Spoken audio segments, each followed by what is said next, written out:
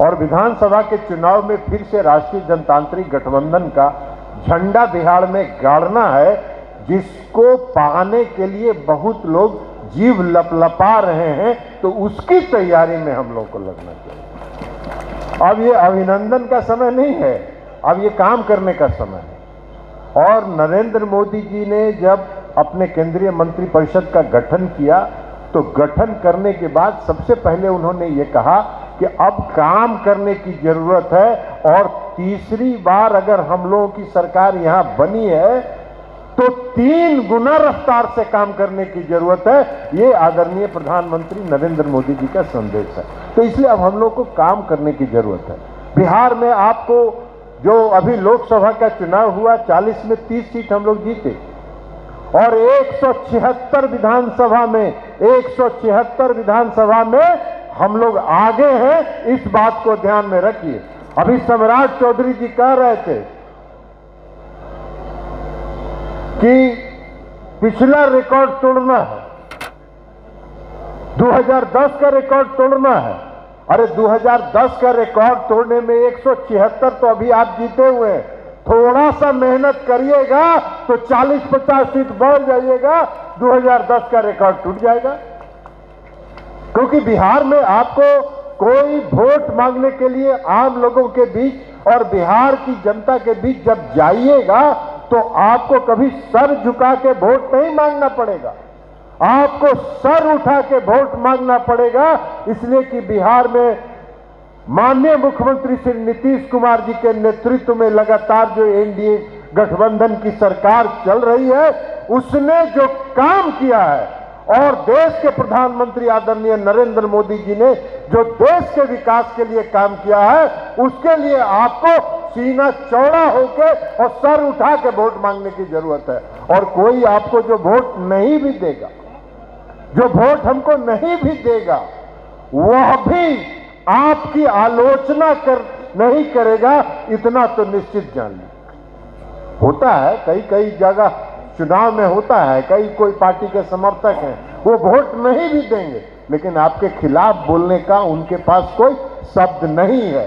ये हम आपसे आग्रह करेंगे। तो इसलिए इस अभिनंदन समारोह को हम लोग संकल्प समारोह के रूप में मनाए कि 2025 हम लोगों को 2010 का रिकॉर्ड तोड़ के आगे बढ़ के बिहार में फिर से एनडीए गठबंधन की सरकार बनानी। अब बिहार में नीतीश कुमार जी ने जो काम किया है, और देश में आदरणीय प्रधानमंत्री जी ने जो काम किया है, हर क्षेत्र में किसी भी क्षेत्र में आप चले जाइए, सड़क के क्षेत्र में, बिजली के क्षेत्र में, पीने के पानी के क्षेत्र में, हर क्षेत्र में जो उन्होंने काम किया है कहीं, या सामाजिक न्याय के क्षेत्र में, समाज में जो सबसे पिछली पंक्ति में खड़े हैं उनके लिए जो काम किया गया है, जो हर तबके के लिए जो काम किया गया है, उसका कोई जवाब नहीं है। तो इसलिए हम लोगों को संकल्प के साथ आगे बढ़ना चाहिए। अब बाकी आप लोगों ने देखा है, हम आप सभी से आग्रह करेंगे।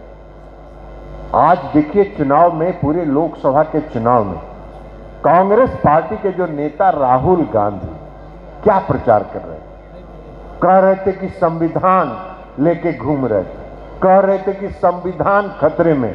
और जब राष्ट्रीय जनतांत्रिक गठबंधन के संसदीय दल की बैठक थी, उस बैठक में जो देश के आदरणीय प्रधानमंत्री नरेंद्र मोदी जी आए, तो सबसे पहले उन्होंने भारत के संविधान को नतमस्तक होकर प्रणाम किया, और तब राष्ट्रीय जनतांत्रिक गठबंधन के नेता चुने। जो व्यक्ति भारत के संविधान के प्रति इतनी आस्था रखता हो, उसके बारे में चुनाव में प्रचार किया गया। और कांग्रेस पार्टी को देखिए, हम लोग भी बहुत से मामलों में डिफेंसिव हो जाते हैं। डिफेंसिव होने की जरूरत नहीं है, इसलिए कि इनको संविधान की चर्चा करने का हक नहीं है। आप सब लोग, हम लोग तो भुक्तभोगी हैं, मेरे जैसा तो व्यक्ति भुक्तभोगी है। 1974 के आंदोलन में जेल गए, मीसा में रहे। तो इसलिए हम लोगों ने तो देखा है कि जिसने संविधान को तार तार कर दिया, जिसने संविधान को फाड़ फाड़ के धज्जी उड़ा दिया, वह आदमी संविधान की बात कर रहा है। इसके बड़ा कोई नहीं होता। जब 1975 में इमरजेंसी लागू हुआ था, आप में से बहुत लोगों ने उस इमरजेंसी का काल देखा होगा, लेकिन जो नौजवान हैं, जो अभी की पीढ़ी के लोग हैं, उन्होंने इमरजेंसी नहीं देखा।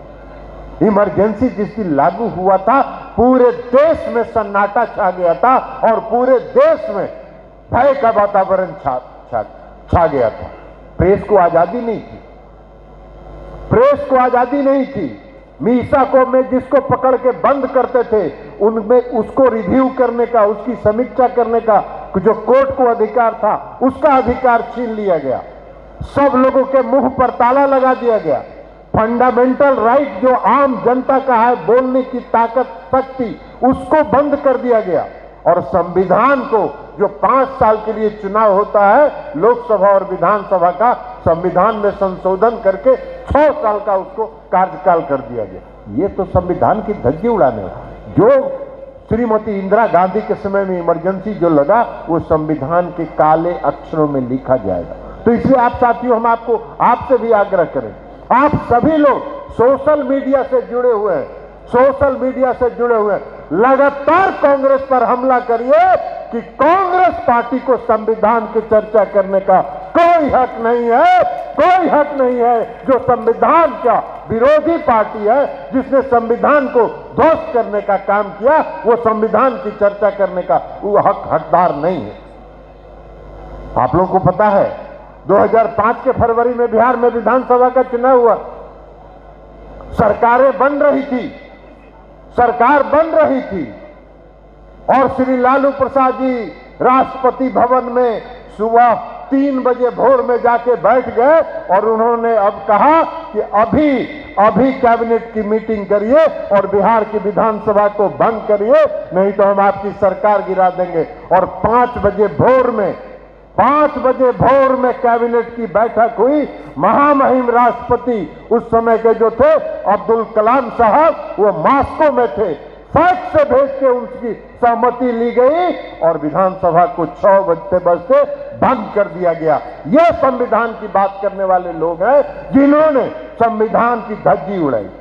सुप्रीम कोर्ट में मामला गया, सुप्रीम कोर्ट ने कहा कि बिहार की विधानसभा को जो भंग किया गया वो असंवैधानिक था, इसके संविधान की रक्षा नहीं हुई। अब कांग्रेस पार्टी संविधान की भी बात कर रही, ये है।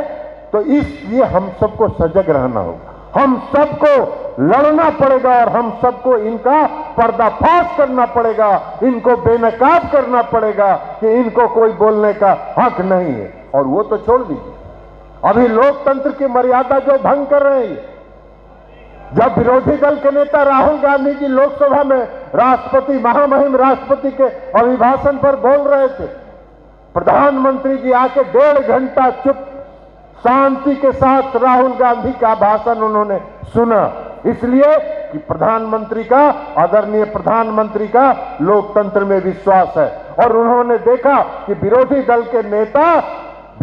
दल के नेता अगर कुछ बोल रहे हैं और गंभीर बात बोल रहे हैं तो उसको ग्रहण करना चाहिए। हमारे प्रधानमंत्री, आदरणीय प्रधानमंत्री जी इस लोकतांत्रिकी में विश्वास करते हैं, इसलिए उन्होंने किया।